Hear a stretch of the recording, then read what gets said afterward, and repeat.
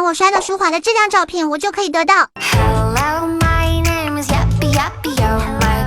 先分出耳侧一小缕头发，所有的头发都给梳起来，马尾分成2份，一份手箍住来对折头发，用定位夹给它夹住，这样一个人扎的时候也更好操作。再用1字夹来给这个蝴蝶结上下固定住。其实这个发型一个人扎是有点吃力的，如果有朋友帮忙扎的话，那是再好不过了，真的很适合圣诞或者是跨年出去美美出片。再来喷个发胶定个型，就不容易散。剩下的发尾就给它扎起来，拿一个拉发针来给它做一个蝴蝶结中间的那个小结界，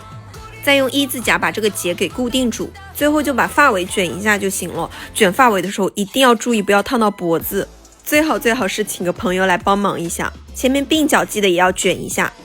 最后来看一下整体的效果。